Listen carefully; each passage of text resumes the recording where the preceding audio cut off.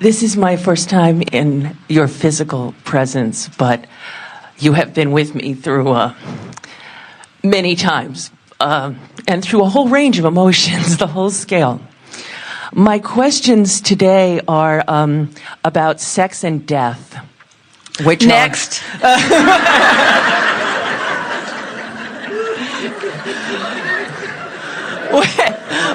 Which have been topics that my whole life has been about. And the questions that I'm wrestling with right now, there are basically three of them. The first is, where is the soul? Where is consciousness? Where is beingness in a body that is unconscious, on morphine, or brain dead? What does it do for 15 years in the case of a Terry Schiavo? Where is deliberate creation or art of allowing in that process? When you come forth into this physical body, the consciousness that is really you extends itself forward into this focused environment. And you've been hearing us wanting you to acknowledge the existence of that inner part of you and to feel for the vibe of it, so to speak, so that you can feel the full connection of it. When you experience what you call death, we call it croaking. We like to be as disrespectful as we can be because there is no such thing as death. You are eternal beings. But when you withdraw your consciousness from this physical focus, your consciousness reemerges back into the fullness of who you really are. So in a situation like that, that consciousness has reemerged long ago. Now, that's not to say that cells don't have consciousness. In other words, of course they do. But the consciousness that is really you in that situation has reemerged back into pure positive energy. That woman made her transition many years ago. Yes. How about the states of, shall we say, temporary unconsciousness, or when someone is on drugs? Well, you have to understand, even when you sleep, your consciousness reemerges into non-physical, and when you awaken again, it's like a rebirthing, so to speak. And so that you have to begin to think of yourselves as this broader consciousness, but we always choose the way we project this deliberately because we want you to understand the power with which you wanted to be focused in these bodies. In other words, this focus that is your personality is a powerful focus because you are wanting this feeling of continuity. Imagine this leading edge environment where the variety of it summons through you clarity of desire. And when you identify something, then the energy that creates worlds flows through you. This is creative mastery, what's going on with you, you see.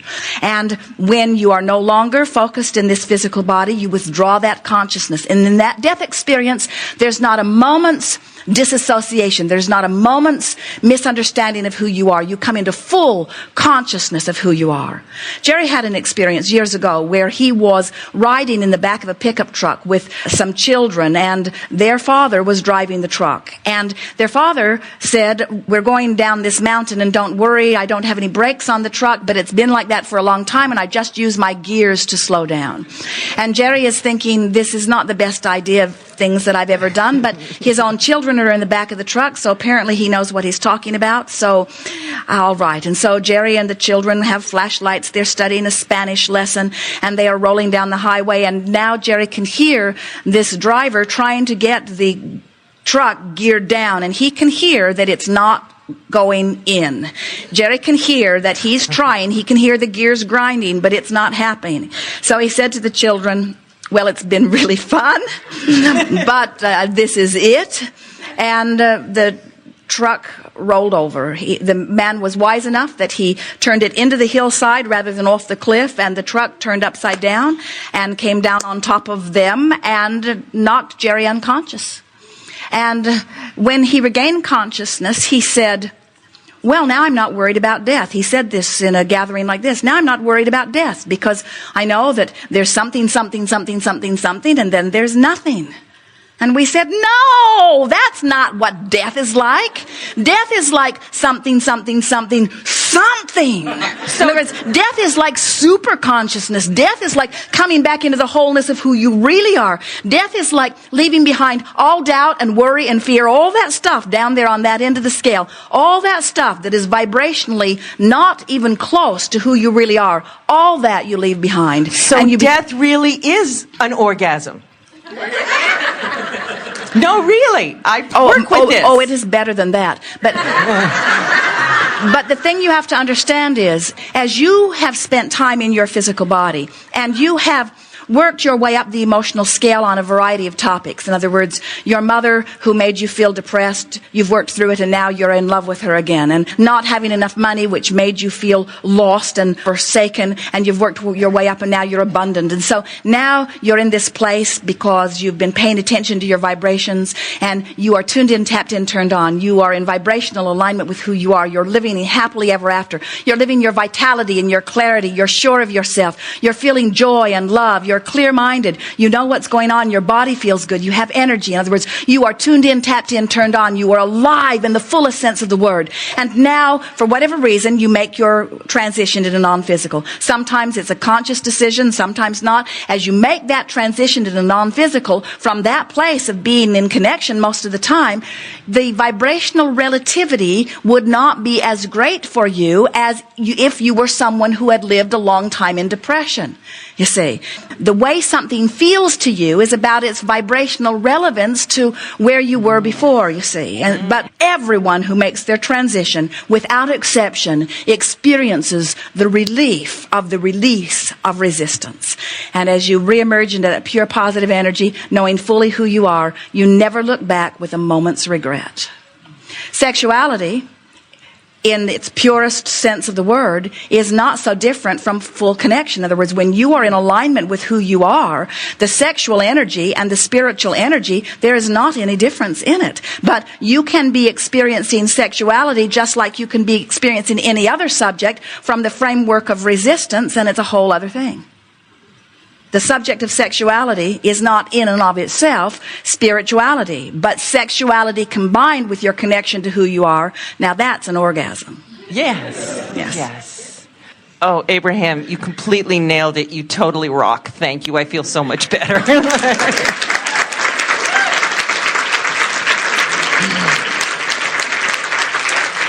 So are you understanding that you are the creator of your own experience? Do you want to be that? Have you come to the place yet where you are appreciating the contrast of your time and place? Do you think that you're approaching the place where you could say, there is something that I really, really, really, really want that has not yet come into manifestation, and I'm all right with that? Because when you get there, you've got it. When you say, the idea of it is getting my juices flowing, and the fact that it has not yet manifested is not a problem to me, now you've got it. Because now you've shown yourself that you can align with the idea of something without it being present in your now, and now your now can change. But when you say, I want this thing that I do not have, and I cannot be happy until I get it, now you're in deep doo-doo. Because it cannot come to you until you change your vibration, and you've already decided that you can't change your vibration until it comes to you. So when you say, I'm going to find a way of feeling appreciation, or I'm going to find a way of feeling good, even though this thing I want has not yet come, now your future's full of it because you've been launching rockets about it. Source knows about it and is all queued up to give it to you. Circumstances and events have all been lined up, and now you've decided to get happy, and now you begin to close the gap between where you stand and it. So it works like this. Contrast produces a desire. You're not a consistent vibrational match to the desire. You turn your attention to the desire, and you work on familiarizing yourself with it. Instead of saying, I don't have this thing I want, you say, what would it be like to have this thing? You start filling it in your imagination. You start bringing things from your memory. You become a vibrational match to your desire by deliberately finding a way of thinking about what you want and feeling good. And as you do that, you come into alignment with your desire, and it manifests in your experience. And then guess what? You have another set of contrasting experiences which gives birth to yet another rocket of desire. And then the same process all over again. You must make peace with the incomplete nature of you. Because when you think about it, isn't incompletion and eternity the same word? In other words, if you are eternal beings, do you not have to continue to desire? And if you continue to desire, Source will continue to answer. And as you continue to come into alignment with that which you desire and stand in a new place, new contrast will then inspire more. So, now we want to talk about this because we want you to understand that when you get in sync with the idea of this eternal expanding you and the fact that you are never complete, that it is always evolving, then you can make peace with the incompletion of where you are, and then your now can be joyful even though there are things you think you needed to be happy that you don't yet have. You see how it all comes together? When you understand that you are an eternal being and that life is supposed to be good for you, and that source energy is on your side, and that everything that you ask for is being answered. And then you show yourself that just by trying, you can feel a little better about this and feel a little better about that. And then you begin to notice that manifestations begin to occur in response to that improved feeling, improved vibration. Then you can begin to announce to yourself that you are indeed a deliberate creator.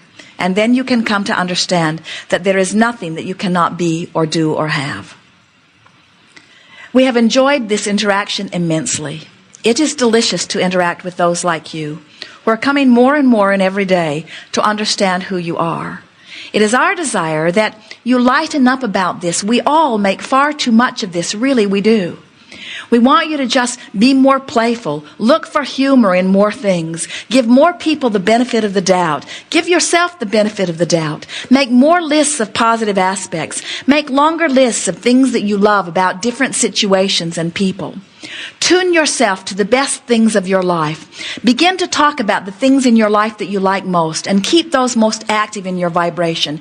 When you catch yourself talking about something that you don't want, just laugh and say, there I go again. I'm keeping something active that I don't mean to, and it's just an old habit. And little by little, I'm leaving that habit behind. And then tell everyone you know that life is getting better and better for you and that things are coming all around just the way they're supposed to. And when people ask you how you're doing, tell them that you're right on schedule, that you have this ongoing list of desires that are unfolding, and let them know that even though the list is not complete and that it never will be, that you are satisfied with things as they're coming. And as you begin to shine a spotlight on the things about your life that are working, you will begin to activate the vibration that matches who you really are. And as you activate the vibration that matches who you really are, you will be filled with clarity. You will be filled with stamina. You will find yourself in the right place at the right time. You will find yourself rendezvousing with more things. More things will begin to line up for you. As Jerry and Esther checked into the RV park and the woman behind the desk said, we've put you on site 333. And Esther said, yes! And the woman looked at her like she was crazy. What's so special about site 333? The woman is wondering. And Esther is thinking to herself, 333, 222, 111, 555, 666. It all just means alignment to me. Anytime anything lines up, I celebrate that alignment. When I want something and it shows up, I celebrate that alignment. I am enjoying the conspiring universe that seems to be determined to give me everything I want, you see. That's the way it is for you. That's the way it is supposed to be for you. We are enjoying watching the evolution of your desire. And we want you to feel as good about your unfulfilled desires as we do. Because those unfulfilled desires are the promise of the future. Sometimes you live contrast and you launch rockets of desires that future generations will benefit from. This gathering is not about that, because that is inevitable. This gathering is about you benefiting from your rockets of desires. You're supposed to be in on this. You're supposed to get the fruits of your labors. There is great love here for you. And for now, we are complete.